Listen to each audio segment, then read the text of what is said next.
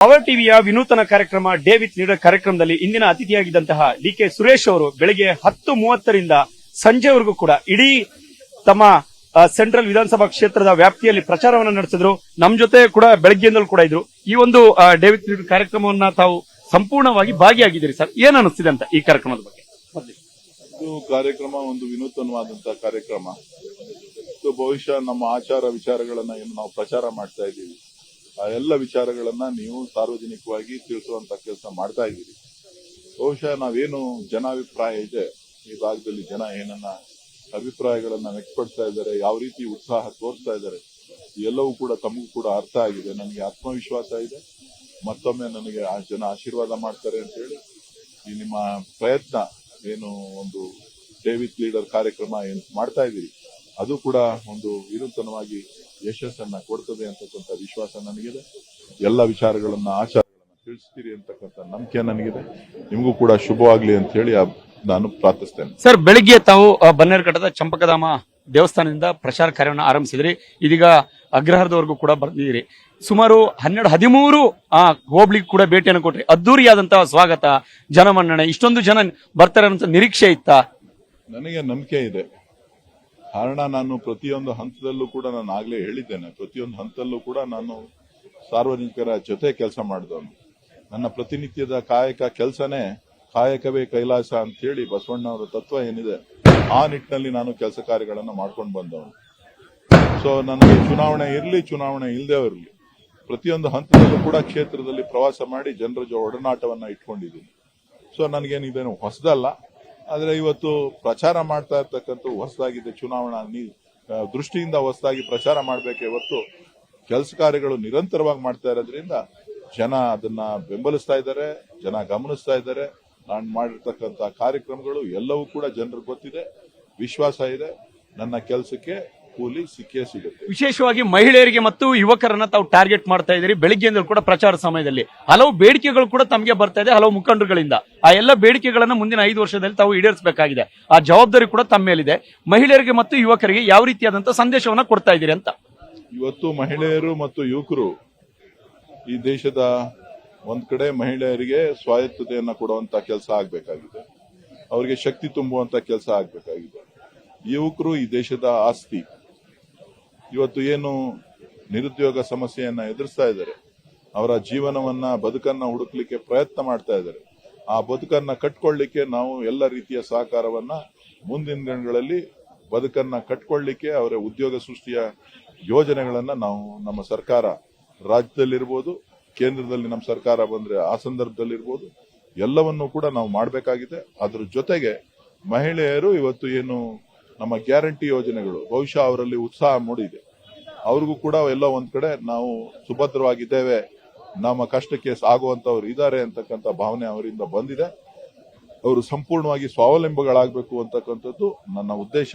ಆ ಒಂದು ನಿಟ್ಟಿನಲ್ಲಿ ಅವ್ರಿಗೂ ಕೂಡ ಪ್ರೋತ್ಸಾಹವನ್ನ ಕೊಡ್ತಾ ಮುಂದಿನ ದಿನಗಳಲ್ಲಿ ಅವ್ರ ಜೊತೆ ನಾನು ಕೆಲಸ ಮಾಡ್ತೇನೆ.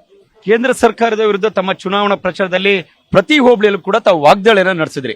ಕರ್ನಾಟಕಕ್ಕೆ ಬರಬೇಕಾದ ಹಣ ಜೊತೆಗೆ ತೆರಿಗೆ ಕನ್ನಡಿಗರಿಗೆ ಅನ್ಯಾಯ ಆಗ್ತಿದೆ ಅನ್ನುವಂಥದ್ದನ್ನ ಪದೇ ಪದೇ ಪ್ರಸ್ತಾಪ ಮಾಡ್ತಾ ಇದ್ದೀರಿ. ಇವತ್ತು ತೆರಿಗೆ ಹಣ ಹೋಗಿರೋದ್ರಿಂದ ನಾವು ಅಭಿವೃದ್ಧಿಯಲ್ಲಿ ಕುಂಠಿತ ಆಗಿದೆ. ಇವರು ನಮ್ಮ ಗ್ಯಾರಂಟಿಗಳಿಂದ ದಿವಾಳಿ ಆಗೋಗಿದೆ ಅಂತ ಏನ್ ಹೇಳ್ತಾರೆ.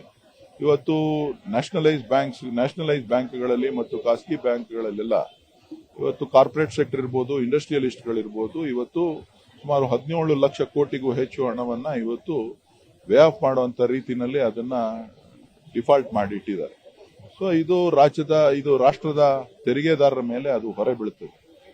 ಜೊತೆಗೆ ನಾವು ಕಟ್ಟಿದಂತ ತೆರಿಗೆ ಹಣ ಇವತ್ತು ಕೇವಲ ಉತ್ತರ ಭಾರತದ ಅಭಿವೃದ್ಧಿಗೆ ಅನುಕೂಲ ಆಗ್ತಾ ಇದೆ. ನಮ್ಮ ದಕ್ಷಿಣ ಭಾರತದ ಯಾವುದೇ ಯೋಜನೆಗಳನ್ನ ಅವರು ಅನುಷ್ಠಾನ ಮಾಡಲಿಕ್ಕೆ ವಿಫಲರಾಗಿದ್ದಾರೆ. ನೀರಾವರಿ ಯೋಜನೆಗಳಿರ್ಬೋದು ಅಥವಾ ಬೆಂಗಳೂರಿನ ಮೂಲಭೂತ ಸೌಕರ್ಯಗಳನ್ನು ಒದಗಿಸಲಿಕ್ಕೆ ಒಂದೇ ಒಂದು ಸಣ್ಣ ಪ್ರಯತ್ನವನ್ನು ಕಳೆದ 10 ವರ್ಷಗಳಿಂದ ಪ್ರಧಾನಮಂತ್ರಿಗಳು ಅಥವಾ ಕೇಂದ್ರ ಸರ್ಕಾರ ಮಾಡಲಿಲ್ಲ. ಕೇವಲ ಮೆಟ್ರೋ ಹೆಸರನ್ನ ಹೇಳ್ತಾರೆ. ಮೆಟ್ರೋ ಅದು ಅವರ ಕೊಡುಗೆ ಅಲ್ಲ. ಮೆಟ್ರೋ ಇದು ಸರ್ಕಾರದ ಒಂದು ಭಾಗ. ಕರ್ನಾಟಕ ಸರ್ಕಾರ ಕೂಡ 20% ಶೇರ್ ಹೋಲ್ಡರ್ನ ಇಟ್ಕೊಂಡಿದೆ, ಕೇಂದ್ರ ಸರ್ಕಾರ 20% ಇದೆ. ಆದ್ರೆ ಆ 20% ಅಲ್ಲೂ ಕೂಡ ಲ್ಯಾಂಡ್ ಅಕ್ವಿಷನ್ ಕಾಸ್ಟ್ ಏನ್ ಬರುತ್ತೆ ಅದು ಸಂಪೂರ್ಣವಾಗಿ ರಾಜ್ಯ ಸರ್ಕಾರದ ಮೇಲೆ ಬರೋದ್ರಿಂದ ನಮ್ಮ ಪಾಲುದಾರಿಕೆ ಜಾಸ್ತಿ ಇದೆ. ಇವತ್ತು ನಮ್ಮ ತೆರಿಗೆ ಹಕ್ಕನ್ನ ನಾವು ಕೇಳ್ತಾ ಇದ್ದೇವೆ. ಅದಕ್ಕೋಸ್ಕರ ಹೋರಾಟ ಮುಂದುವರಿಸಿದ್ದೇವೆ. ಇವತ್ತು ಬಲವಂತವಾಗಿ ಬೆಂಗಳೂರಿನ ಕಂಪನಿಗಳನ್ನ, ದಕ್ಷಿಣ ಭಾರತದಲ್ಲಿರ್ತಕ್ಕಂಥ ಕಂಪನಿಗಳನ್ನ ಉತ್ತರ ಭಾರತಕ್ಕೆ ಕೊಂಡೊಯ್ಯುವಂತ ಪ್ರಯತ್ನಗಳು ನಡೀತಾ ಇದೆ. ಇದು ನಮ್ಮ ಕಣ್ಣೆದುರಿಗೆ ಕಾಣಿಸ್ತಾ ಇರ್ತಕ್ಕಂಥದ್ದು. ಇದು ನಮ್ಮ ಉದ್ಯೋಗ ನಷ್ಟ ನಮ್ಮ ಯುವಕರಿಗೆ ಆಗ್ತಾ ಇದೆ. ಬೆಳವಣಿಗೆ ಕುಂಠಿತ ಆಗ್ತಾ ಇದೆ. ನೀರಿನ ಸಮಸ್ಯೆಯನ್ನ ಬಗೆಹರಿಸಬಹುದಾಗಿತ್ತು. ನೀರಿನ ಸಮಸ್ಯೆಯನ್ನ ಬಗೆಹರಿಸಲಿಕ್ಕೆ ಕೇಂದ್ರ ಸರ್ಕಾರ ತಾತ್ಸಾರ ಮನೋಭಾವ ತಾಳಿದೆ. ತಾತ್ಸಾರ ಮನೋಭಾವದಿಂದ ಏನಾಗ್ತಾ ಇದೆ ಅಂತ ಅಂದ್ರೆ, ಎಲ್ಲೋ ಬೆಂಗಳೂರಲ್ಲಿ ನೀರಿಲ್ಲ ಅಂತಕ್ಕಂಥ ಒಂದು ಸಂದೇಶವನ್ನ ಇಡೀ ದೇಶಕ್ಕೆ, ಪ್ರಪಂಚಕ್ಕೆ ಕೊಡುವಂತ ಪ್ರಯತ್ನಗಳು ನಡೀತಾ ಇದೆ. ಇದು ಸಾಧು ಅಲ್ಲ, ಒಳ್ಳೇದಲ್ಲ. ಇವತ್ತು ಒಕ್ಕೂಟ ವ್ಯವಸ್ಥೆನಲ್ಲಿ ಎಲ್ಲರನ್ನೂ ಕೂಡ ಗೌರವಿಸಬೇಕಾದಂತೂ, ಎಲ್ಲರಿಗೆ ಸಮಸ್ಯೆಗಳೇ ಸ್ಪಂದಿಸಬೇಕಾಗಿರ್ತಕ್ಕಂಥದ್ದು ಕೇಂದ್ರದ ಕರ್ತವ್ಯ. ಆದ್ರಿಂದ ಇವತ್ತು ಏನು ಅವರು ಮಾಡ್ತಾ ಇದ್ದಾರೆ, ಇದನ್ನ ಕರ್ನಾಟಕದ ಕನ್ನಡಿಗರು ಸಹಿಸೋದಿಲ್ಲ. ಇದಕ್ಕೆ ತಕ್ಕ ಪಾಠವನ್ನ ಕಲಿಸ್ತಾರೆ.